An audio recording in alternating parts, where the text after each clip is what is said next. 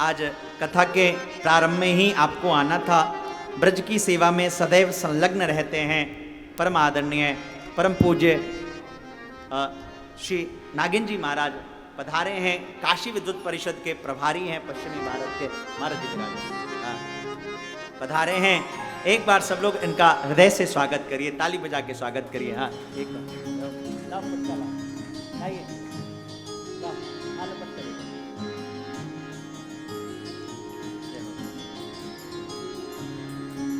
श्री कृष्ण गोविंद हरे मुरारी, हे नाथ नारायण वासुदेवा।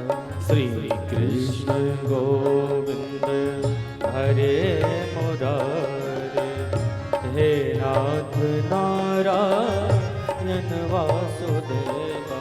हे नाथ नारायण वासुदेवा, हे नाथ नारायण वासुदेवा। हे नाथ नारायण वासुदेवा, हे नाथ नारायण वासुदेवा। श्री कृष्ण गोविंद हरे मुरारी, हे नाथ नारायण वासुदेवा। श्री कृष्ण गोविंद हरे मुरारी, हे नाथ नारायण वासुदेवा। गोपाल मेरी यही प्रार्थना है, गोपाल मेरी यही प्रार्थना है। गोपाल मेरी यही प्रार्थना, गोपाल मेरी यही प्रार्थना है। भूलो कभी ना मैं नाम तेरा, भूलो कभी ना मैं नाम तेरा। यही गीत गा के मैं तन नाथ त्यागूं, यही गीत गा के मैं तन नाथ त्यागूं। गोविंद दामोदर माधवेति, गोविंद दामोदर माधवेति। श्री कृष्ण गोविंद हरे मुरारी, हे नाथ नारायण वासुदेवा। बोलो बांके बिहारी लाल की जय।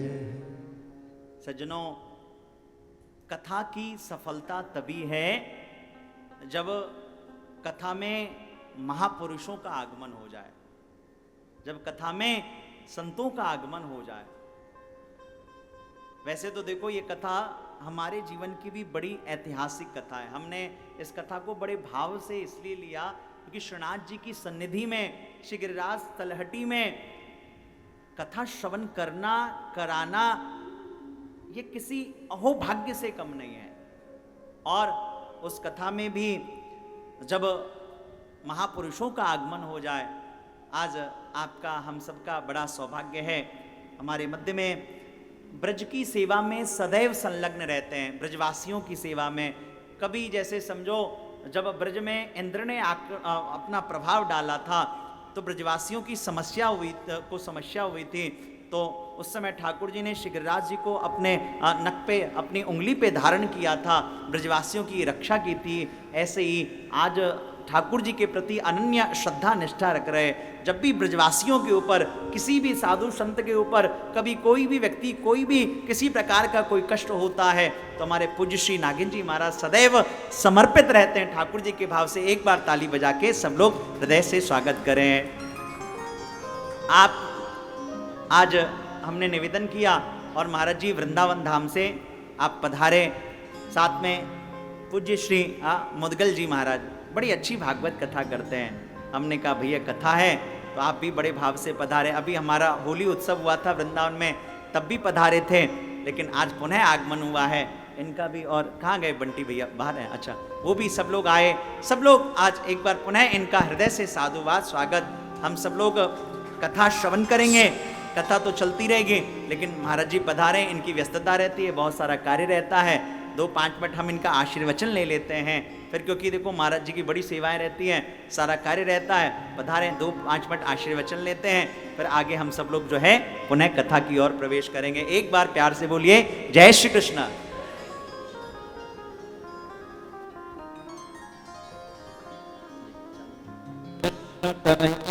लाल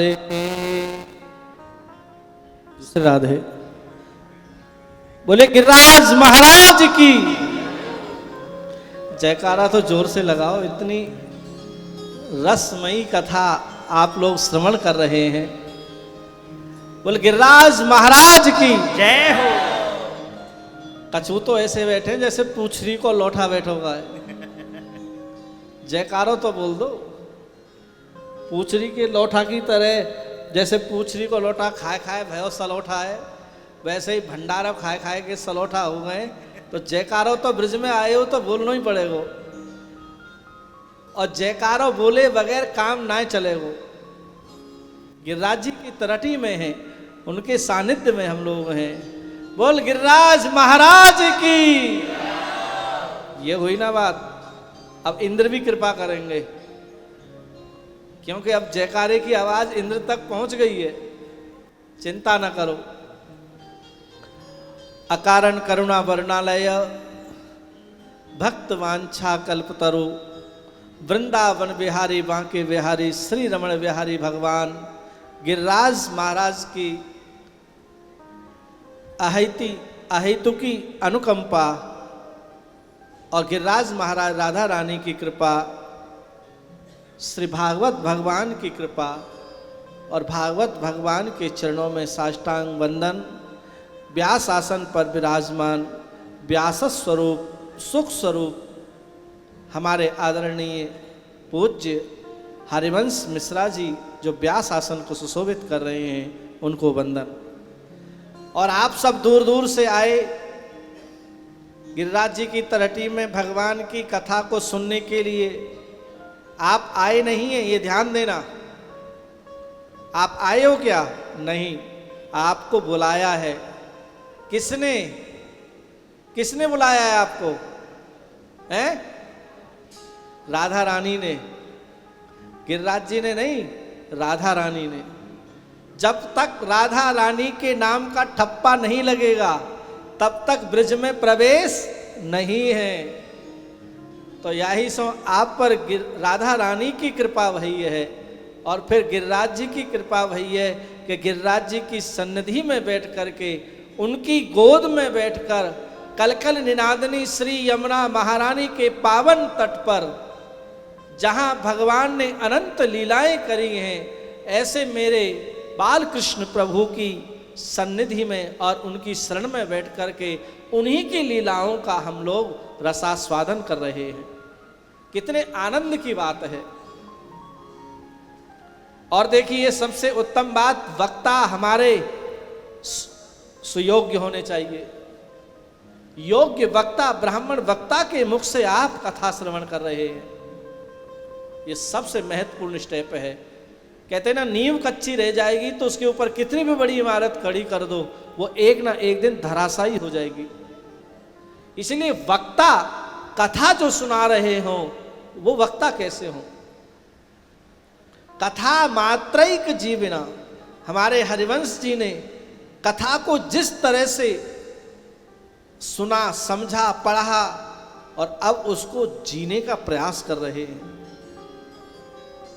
और जो वक्ता कथा को जीने का प्रयास कर रहा है, जिसने उस कथा को अपने में जीवन में धारण किया है, वही वक्ता आपको उस कथा को आपके हृदय में उतार पाएगा। इसीलिए आप श्रोता अच्छे और वक्ता हमारे मिश्रा जी, तो यहाँ भक्ति को तो प्रकट होना ही है। राधा रानी की कृपा तो ऑलरेडी हो ही गई, क्योंकि आप यहां बैठे हैं, कथा सुन रहे हैं, और ये गलती मत कर देना, भूल मत कर देना कि हम लोग वहां कथा करवा करके आए हैं, अपने घर जाओ जाओ। बस यही कहना कि राधा रानी ने हम पर कृपा करी और हमको वहां बुलाया और हमको वहां अपनी कथा, लाला की कथा हमको सुनवाई।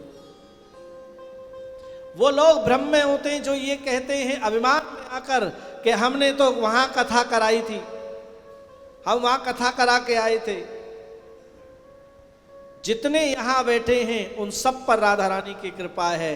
और जो लोग पहले तो प्रोग्राम बना रहे थे कि हम चलेंगे और फिर वो लोग नहीं आए, तो वो लोग यहाँ ये यंत्र लगाए, इसके माध्यम से अपने घर में बैठ करके उस कथा को सुन रहे होंगे, तो उनके मन में भी लालच आ रहा होगा कि काश हम भी जाते और वहां बैठकर कथा सुनते तो कितना आनंद आता।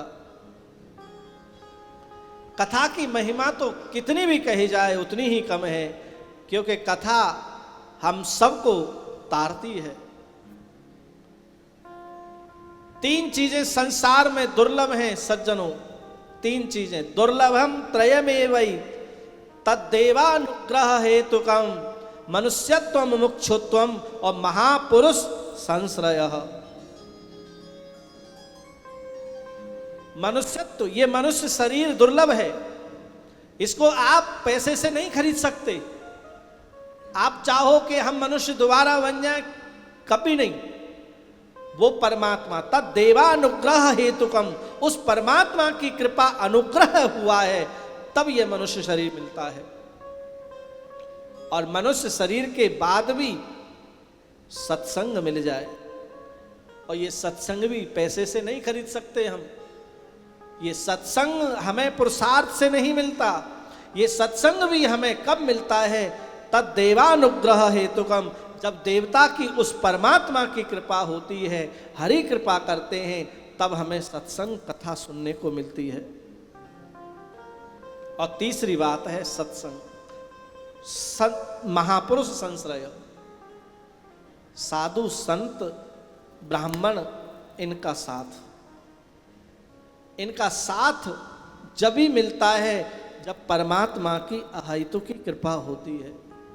तो आज तीनों संयोग हैं, भगवान का धाम भी है, मनुष्य शरीर भी है आपके पास, और ये देखो इतने बड़े बड़े महापुरुषों का आपको सानिध्य प्राप्त हो रहा है। जो गायत्री का जप करने वाले ब्राह्मण वैदज्ञ वक्ता आपको मिले हैं, तो कल्याण तो होना ही है। जिस संकल्प की हेतु के लिए आपने कथा करी है, ऐसे ब्राह्मण से कथा करवाई है, इतने बड़े विद्वान ब्राह्मण यहाँ पूजा पाठ कर रहे हैं, तो निश्चित कल्याण होना है। आपकी भक्ति और श्रद्धा को देखते हुए, और श्रीनाथ जी महाराज की गोद में हम बैठे हैं, उनके सानिध्य में बैठ करके कथा श्रवण कर रहे हैं, यह सबसे उत्तम है। आप सबके लिए मंगल कामना करते हुए कि राधा रानी आप पर खूब कृपा करें, ऐसे ही भक्ति में आपकी मति को लगाए रखें, आप सत्संग करते रहें, धर्म कार्य करते रहें, ऐसा मेरा राधा रानी जी के चरणों में आपके लिए शुभकामना है। व्यास आसन को विराजमान करते हुए आप सबको जय श्री कृष्ण करते हुए मैं अपनी वाणी को विराम देता हूँ। बोले कृष्ण कन्हैया लाल की। एक बार सब लोग बड़े